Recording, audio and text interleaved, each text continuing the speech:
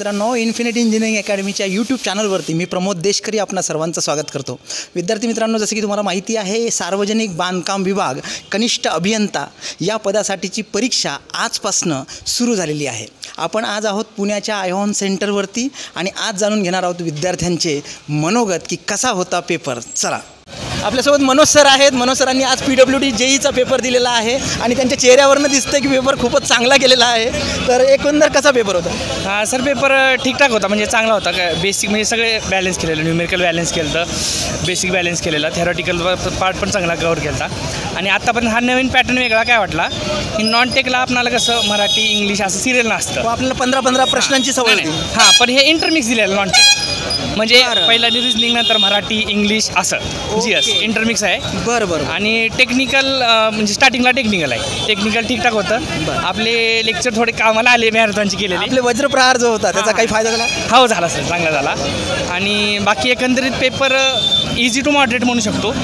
त्याच्यामध्ये सगळ्यात नमूद करण्याची एक महत्त्वाची गोष्ट आहे की जे नॉन टेक्निकलचा पार्ट होता तो इंटरमिडिएट होता, म्हणजे मिक्स्ड होता। असं नाही की बाबा एक कुठला तरी सब्जेक्ट सुरू झाला आणि तो टाइम कन्झ्युमिंग होता असं वेळ पेपर सर। म्हणजे आपण स्टार्टिंगला तसं आपल्या एक गावरान भाषेत म्हणायचं झालं तर एक्सलेटरवर दगड ठेवायचं स्टार्टिंगपासून। ओके, म्हणजे उदाहरण दिलं तुम्ही। आणि काय वाटतं, एक साधारणतः जेव्हा पेपर इझी राहतो, आता हा एकच शिफ्ट आहे, अजूनही शिफ्ट व्हायचे आहेत, तर नक्कीच नॉर्मलायझेशन वगैरे होऊन टफ जाईल। पण त्यावेळेस तुम्हाला काय वाटतं की साधारणतः कट ऑफ हाय लागेल? सर कट ऑफ आपला WRDचा लागला ना, त्याच्या आसपासच लागेल। Thank you very much. माझं नाव हर्षल पाटील। आज PWD JEEचा पेपर दिला, तर तुम्हाला कसा गेला पेपर? सर, एक जनरल तर एकदम सोपं तुम्ही म्हणू शकता की इझीएस्ट लेवल होती, इझी पण नाही, इझीएस्ट लेवल। आणि जर आपण टेक्निकल अजूम केलं तर स्टडी करणारे जे प्रॉपर मुलं आहेत किंवा म्हणजे ज्यांनी क्लास केलेत किंवा समजा इन्फिनिटीचे आपले जे मॅरेथॉन सेशन झालेत किंवा बरेच आणखी मी कोणाला संबोधित करणार नाही कोणत्या इन्स्टिट्यूशनला, पण बरेच इन्स्टिट्यूशननी प्रयत्न केलेत। तर त्याप्रमाणे जर स्टडी करणारा विद्यार्थी असेल तर त्याला इझी टू मॉडरेट लेवल आपण धरून चालू। इझी लेवललाच गेला आहे ज्यांनी जर अभ्यास खरंच चांगला केला असेल तर ओव्हरऑल आता मला एक जर बघायचं झालं तर न्यूमेरिकल किती आले होते? न्यूमेरिकल सर 7 ते 8 साधारण आले होते। तर त्याची लेवल कशी होती? लेवल सर एकदम इझी होती। आणि जर धरलंच तर मॉडरेट पण आपण म्हणू शकतो, 1-2-3 एक्झाम्पल मॉडरेट लेवलला पण होते। आणि स्ट्रक्चरवर बऱ्यापैकी न्यूमेरिकल होते। स्टेटमेंट आपण स्टेटमेंट बऱ्यापैकी आता TCSचा पॅटर्न आपण बघितलेला आहे, 1-2-3 एक्झामचा, नगर परिषदचा वगैरे, तर स्टेटमेंट त्यांनी जास्त भर दिलेला। तर स्टेटमेंटवर बऱ्यापैकी आज 4 ते 5 क्वेश्चन होते 75 क्वेश्चनमध्ये, त्यामुळे स्टेटमेंट असं काही जास्त आलेले नाहीत, आपण असं अजून करू शकतो। रिझनिंग ॲप्टी जे आहे पार्ट, त्याच्यामध्ये कशावरती बेस आले होते? सर, रिझनिंग ॲप्टी आपण जास्त तर नगर परिषदला आपण नंबर सिरीज पाहिलेली, पण तसं काय आज नव्हतं। कोडिंग डिकोडिंग बऱ्यापैकी होतं, डायरेक्शन्स होत्या आणि ब्लड रिलेशनवर पण आलेले 1-2 क्वेश्चन।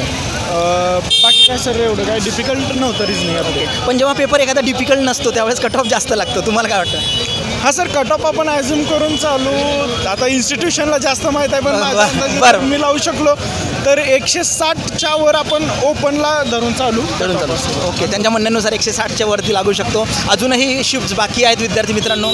ओके, तर थँक्यू व्हेरी मच। माझं नाव प्रज्ञा गायकवाड। मला पेपर सोपा गेला। मला इन्फिनिटी अकॅडमीचे रिव्हिजन सिरीज खूप हेल्पफुल ठरले।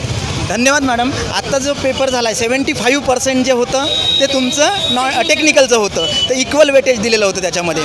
पण असं वाटतं का तुम्हाला की डिफिकल्ट लेवलला काही कुठल्या सब्जेक्टचं त्याच्यामधनं प्रश्न आला होता म्हणून? डिफिकल्ट नव्हता, सगळं मोस्टली बेसिकच होतं। नॉन टेक्निकलसुद्धा सोपंच होतं बऱ्यापैकी। बरं, आणि वेळ जर आपण टायमिंग बघितला तर वेळ पुरला का तुम्हाला? टाईम पण पुरला।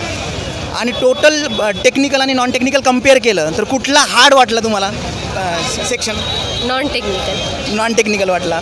मॅडम, ओव्हरऑल तुम्हाला काय वाटतं, कट ऑफ हाय जाईल की किती जाईल? हाय जाईल, कारण पेपर सोपा होता म्हणून हाय जाईल असं प्रज्ञा मॅडमचं म्हणणं आहे। Thank you madam, thank you very much.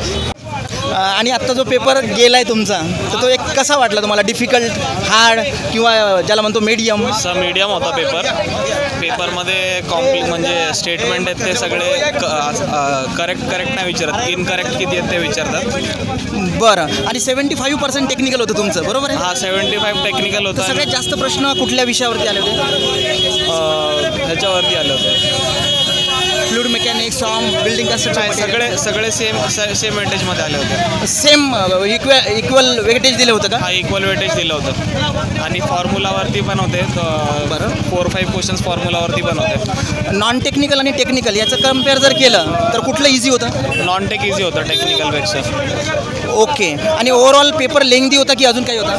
नाही, पेपर खूप इझी होता. लेंदी वगैरे नव्हतं काय आणि टाईम सफिशियंट होतं. ओके. फीडबॅक दिल्याबद्दल धन्यवाद सर इन्फिनिटी अकॅडमी. आणि आत्ता जो पेपर होता PWDचा JEEचा 75% टेक्निकल होतं. तर जे 75% टेक्निकल होतं त्याच्यामध्ये वेगवेगळ्या विषयावरती क्वेश्चन आले असतील. तर सगळ्यात जास्त क्वेश्चन कशावर आले होते? बिल्डिंग मटेरियल FMवर वगैरे आले होते जास्त आणि इन्व्हायरमेंट. बरं. न्यूमेरिकल आले होते, थेरॉटिकल आले? सर 3 ते 4 न्यूमेरिकल होते फक्त. म्हणजे थेरॉटिकल जास्त होते. सिंगल लाईनर होते की कशा प्रकारचे? फक्त सिंगल लाईनर. आणि जे 25% तुमचं नॉन टेक्निकल होतं तर त्याच्यामध्ये काय प्रश्न होते? नॉन टेक्निकलवर शक्यतो आपलं मराठी इंग्लिश ते सगळं 5-6 क्वेश्चन होते जास्त. बरं. आणि ओव्हरऑल कसा पेपर वाटला तुम्हाला? सोपं इझी होता. इझी होता म्हणजे कट ऑफ जास्त लागेल का? 170+ तर लागेल. काय नाव आहे म्हटलं आपलं? विनोद भजबळकर सर. धन्यवाद. नाव काय? माझं नाव प्राची जाधव. मॅडम आज तुम्ही PWD JEEचा पेपर दिला तर एक 75% तुमचं टेक्निकल होतं. तर इक्वल वेटेज होतं सगळ्या टेक्निकल विषयाला? सगळ्या विषयाला इक्वल वेटेज होतं. बरं. आणि कुठल्या सब्जेक्ट असं वाटलं तुम्हाला की याच्यावरचे प्रश्न आले नाहीत? आले नाहीत, हायवेवरती नाही आले. बरं. बाकी म्हणजे मोस्ट ऑफ द सगळ्यावरतीच होते. त्यांनी इक्वल वेटेजच दिलं होतं जसं ते देतात ते. पण एक प्रॉब्लेम काय केला त्यांनी की जो नॉन टेक्निकल जो सब्जेक्ट होता त्याचे जे 25 मार्काचे 25 क्वेश्चन होते distribution. हां ते फक्त इंग्लिश लँग्वेजमध्येच ठेवले होते. ते मी लँग्वेज चेंज करत होती, ती लँग्वेज चेंज होत नव्हती. म्हणजे बायलँग्वेज नव्हतं? हां त्यामुळे काय होत होतं की आम्हाला लँग्वेज सिलेक्ट करावं म्हणजे समजून घ्यावं लागत होतं आधी. मराठीमध्ये जे मॅथ्सचे आपण रिझनिंगचे क्वेश्चन असतात ते समजून घ्यावे लागत, त्याच्यात वेळ जात होता. बस बाकी काही नाही. वेळही एकदम व्यवस्थित होता, इझी टू मॉडरेट होता, जास्त काही हार्ड नव्हता. बरं. सिंगल लाईनर कन्सेप्च्युअल बेस होते की सिम्पल थिअरी होतं? सगळे कन्सेप्च्युअल होते. फॉर्म्युला वगैरे एवढे काहीच नव्हते आले. आणि साधारणतः म्हणजे खूप सॉमचा असा क्वेश्चन होता की मोमेंट ऑफ इनर्शिया कॅल्क्युलेट करायचा होता. परत स्लीपर इंडेक्सवरती 2-3 क्वेश्चन होते. आणि जिओटेकचं म्हणायला गेलं तर बेरिंग कॅपॅसिटी कॅल्क्युलेट करायची होती. अल्टिमेट न्यूमेरिकल एक 4-5 होते का? 4-5च न्यूमेरिकल होते, एवढे काहीच नव्हते. आणि खूप इझी क्वेश्चन होता म्हणजे छान. ओके. पण जेव्हा ही पेपर इझी जातो त्यावेळेस नेहमीच कट ऑफ जास्त लागतो. तुम्हाला काय वाटतं? हां मलाही वाटतं यावेळेस कट ऑफ जास्त जाईल. पण स्वतःच्या अभ्यासावरती पण असतं. आता मी क्लासेस करते, आपले क्लास आहेत, चांगला रिस्पॉन्स मिळतो आपल्याला क्लास. इन्फिनिटी अकॅडमीची जी आहे, काल आपण परवा दिवशी 10 तासाचं सेशन घेतलं वज्रप्रहार, त्याचा फायदा झाला? हो मी वज्रप्रहार पण केला. पण त्याचा फायदा म्हणजे एवढे टफ क्वेश्चन नव्हते आले. क्लासनी जास्तीत जास्त आमच्याकडनं करून घेतलं होतं.